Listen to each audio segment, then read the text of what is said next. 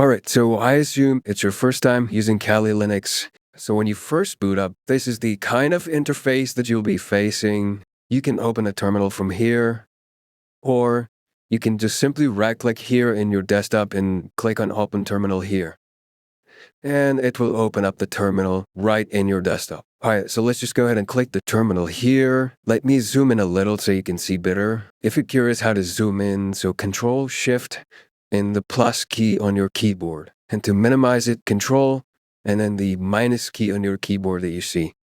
Right, so when you're minimizing it, it's just Control, and when you're maximizing it, it's Control-Shift plus. So the first command is pwd, which stands for print working directory, and it's that simple. It just prints your working directory where you are currently now. So if I hit enter, as you can see, we are in home directory, and inside of home directory, there's another directory called Kali, and we are currently in this directory. We are currently in this location. Now let me show you how it looks here. So this is where we are right now. Now this location and this location is the same. And I can confirm that by clicking here.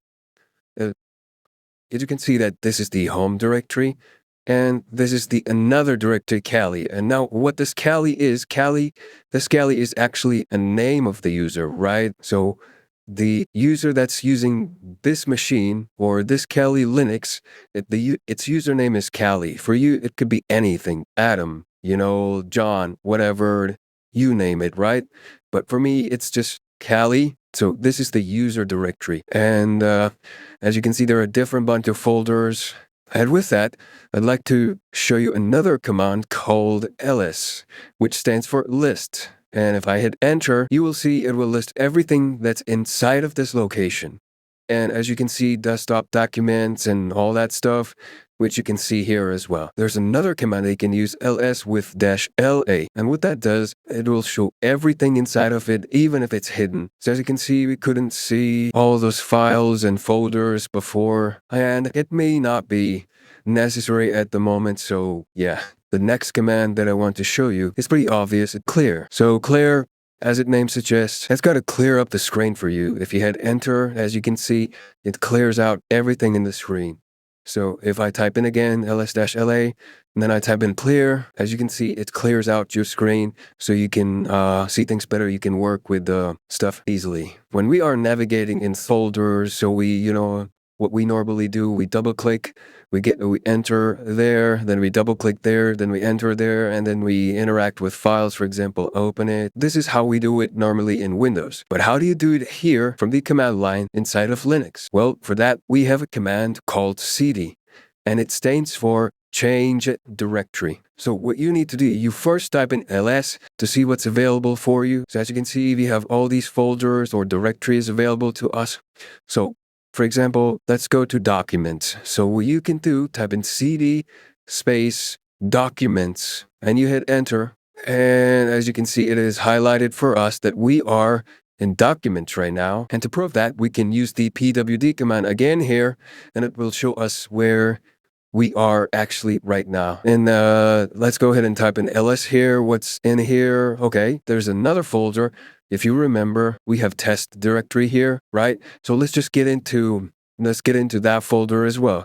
cd again, and then type in test. And you type in ls again, ls for listing files or folders, whatever that's inside of it.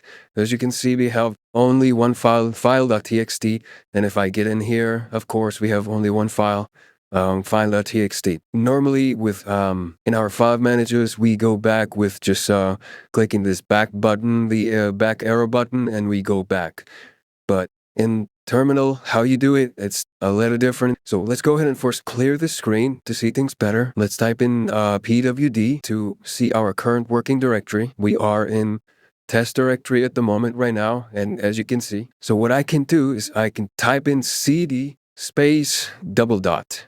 And what that does, it tells the cd command to go one directory back. So we are currently in test directory, and to go one directory back, we will be in document. So it's telling the cd command to go one directory back, whatever you have one directory back. So we have documents. So if I hit enter, as you can see, we're no longer in test directory, we are in documents. We are one step back as we are here, like we have this test directory only. I think that should be clear, right? Let's go ahead and clear the screen once again. So if we want to create some sort of file, for example, like I told you, you can click on it, edit whatever it is, file, and then save as, okay? And then you choose your location, where do you want to save, right? That's how you do it. Or you can, for example, if you want to create a file in the documents directory here, you just right-click here, create a document. Of course, it's empty file, anything.txt. And you hit create, that's going to create this folder for, It's going to create this file for you, right? But let's just create one file from our terminal, and you will know that it is super easy to create a file from your terminal, and it's so fast. So the command that you use to create a file is touch, and in name of your file, right? So something.txt created another file for us that is something. So if I type in ls here, as you can see, we have two files, something that we created from terminal, anything that we created with the GUI, interacting with it.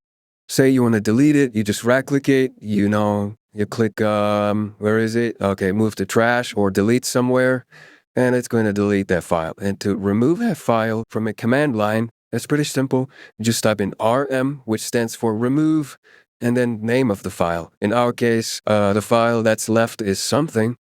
So you can confirm this with type in ls first here. Okay, so we only have this file available with us, something. So rm for remove, and the name of the file, something. So something. For you, the file could be anything.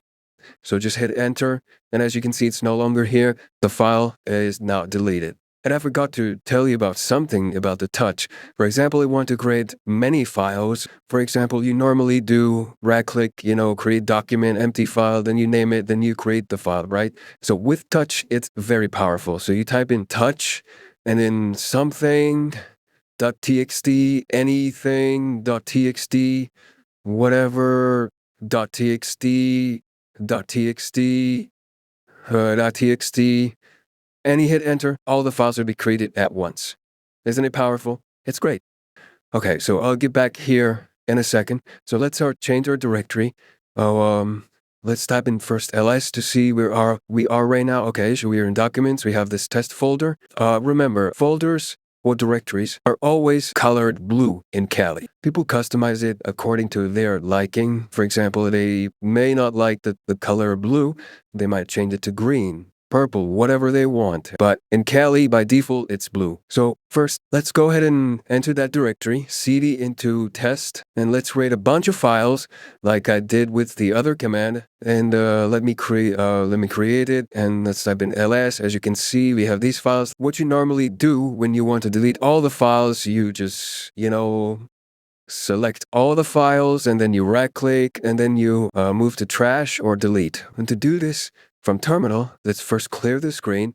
It's pretty simple. You just type in first, be careful with this command. That's dangerous, right? Let's double check and confirm what we are deleting right now. Let's first type in pwd, so we are currently in the test directory. And let's type in ls again to see what we have here. Okay, so we have all these files here. Say, for example, you don't want any of it, right? And you want to delete everything. So to remove everything, you type in rm, and then you type in star, right? rm, and then you put star. What that star means, delete everything that's inside of this directory. So if I hit enter, you will see everything disappear from here. Are you sure you want to delete? Of course, you type in Y, as you can see. The short to delete all 6 files. Y for yes, N for no. So we type in Y, and all the files are deleted now. Okay, so the next command that I want to show you is the mkdir. You can call it mkdir or whatever, but it stands for make directory. Essentially just creating a folder. Let's create a folder with the name Kali. So if you hit enter, you will see that it has created a folder called Kali. To confirm, you just type in ls here, and here is the directory that you just created. And of course, you can just go inside of it, cd into Kali, and as you can see, it is highlighted now that you're in Kali. You can go back, for example, cd dot dot, and of course, you're now one directory back to test. Let's go back one directory again, cd double dot, and we are now in documents. Let's go one directory back here as well. We have all these files available here and folder as well. If I type in ls here, you will see everything here. But let's create one more file. There's something that I want to show you. Touch Python, for example, .py. So with the rm command, I want to show you something else. Let's type in ls again. The first file with ends with .txt, the second file as well, .txt. This one is .py, this one is .txt, this one is .txt. Say, for example, you want to delete everything or all the files that are inside of this document directory that has the .txt extension. You don't want to delete anything else. You only want to delete the text files. How do you do this? So we type in rm, then you type in star.txt. So now what this star does, it tells the rm command to remove everything inside of this document directory that ends with .txt, right? Star means anything. So if I hit enter, as you can see right here, everything is gone except for the test directory and the python.py file. I hope that makes sense, right? So if I type in ls here, it's the same result here as well. So we have the python.py here and the test directory. Now, you want to remove everything inside of it. Everything. You don't care what's .py, what's .txt. You don't care if there's a folder or anything. You just want to delete everything. So you might be thinking, so it's simple, rm star, right? Because star means everything. Remove everything. You're right. But just know that rm star, that will delete just files. If there's a folder, for example, we have test here, this command will not work. Let me show you to you. If I hit enter, it just removed the Python file, but it did not remove the test directory. So to remove everything that's inside of this documents folder, so what we can do, rm star -r first, and then type in star. This R stands for recursively, right? That means remove everything inside of it recursively, right? It will remove, oh, okay, so I accidentally executed it, but whatever. As you can see, the folder is gone. It's no longer here. So if I do it again, let me just create a bunch of stuff. Make dir Kali, I don't know, another folder. Just keep on creating stuff. Maybe if I go ahead to my previous touch command, touch a bunch of stuff here. Oh, and by the way, if you're wondering how my navigating back to my old and previous commands, so all the commands that you type, you can access it by the up arrow key. Typing the up arrow key, that will be, and it'll go up to the commands that you use, and down arrow key to go back, right? So up and down arrow key to find your previous commands. Say, for example, you're working with long commands, so you don't want to type it over and over. So yeah, just navigate with up and down arrow keys. All right, let's go ahead and remove everything again. So rm-r and then star. Watch what happens. Type in Y, everything is gone.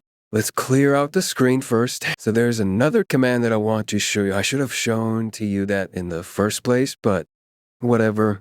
It's the who am I command. This will tell you who you are logged in as to the system. So the next command I want to show you is cat command. But before that, let's create a file with touch command. We name it anything.txt, right? And let's open up the file nano anything.txt. You can ignore this for now. Just know that nano is a command line text editor. This is a text editor, like you have this mouse pad here. You click it, or you just double click the file, you added stuff here, and then you save it, right? This nano does the same. So yeah, let's just go ahead and type in something like some random text goes here and some here and here, right? Let's just go ahead and save it. You can completely ignore this thing for now. If I open it, you will see all the things that I enter, right? So I wanted to show you the cat command. So what that does, it cats out everything that's inside of that file. it will show or it'll display everything that's inside of their file. So if I type in cat and let's just first type in ls to see if we have the file available here. Of course it is, I know, but just making things beginner friendly so you see and understand better. So we have this anything.txt file. So if I type in cat and then you type in anything.txt, and if you're wondering about how it auto completes my text, it's pretty simple. You type in a few characters and then you press tab, right? The tab will auto complete the rest of the word for you. So that's a handy little shortcut that you should know. So now just hit enter, and as you can see, that's what I typed in, and it's here. All right, let's just go ahead and clear up the screen now. So the next command is history. As its name suggests, it shows you your history of your terminal. So if you hit enter, it's going to show you your history, what commands you typed and all that stuff that you did, right? So yeah, you can just scroll up to the very top and to the very bottom. It's some stuff from my previous video as well. Here's another command that is used to copy and paste stuff. So let's first create a folder, which we can do with make dir command, and then let's type in test. We'll create a test directory to demonstrate the copy command, like copy this file from here to here, of course, right? So let's go ahead and do it. So you type in ls now, you now have this anything text file and this test folder. So to copy a file from this document directory to inside of this test directory, what you can do, you can use the cp command. Cp stands for copy, right? So you can use the cp command to copy something from one location to another. So cp, you name anything and press the tab. Remember, like I told you, it auto completes it. So cp anything, copy the file, anything to where. This is where you specified your location. So in our case, we want to copy it to here, the test directory. So we just simply type in test. If you type in ls, the file is here, of course. You change the directory to test folder. You type in ls again, and this anything is now inside of the test directory as well. I'm going to introduce you to man, and man stands for manual, and it has extensive description for each command that you type. For example, if I type in nmap, so say I don't know what nmap is. You don't know what nmap is. You can type in man, and then you type in the name of the tool, and boom, there we go. This is absolutely huge and tremendously helpful. You can just read it, understand it, what this tool is, literally explain every single option that you can use with it. Whatever you don't know, you just type in man and then name of that tool that you want to learn. That's very helpful. All right, so let's just go ahead and get out of here. So Q to quit, of course. And I think that's pretty much it, apart from, a few other commands like shutdown. It will shut down your computer in about 1 minute. So yeah, it'll just take 60 seconds to shut your system down. But for now, I don't want to, so you can type in shutdown-c to cancellate the schedule. All right, and then you have the reboot command, which will essentially just reboot the system. It's the ifconfig command, ifconfig. This will show you your private IP address, your local IP address. And with that, I would like to end the video with the final command, that is exit, and we'll just terminate the terminal. Please let me know if you want me to continue the series, and yeah.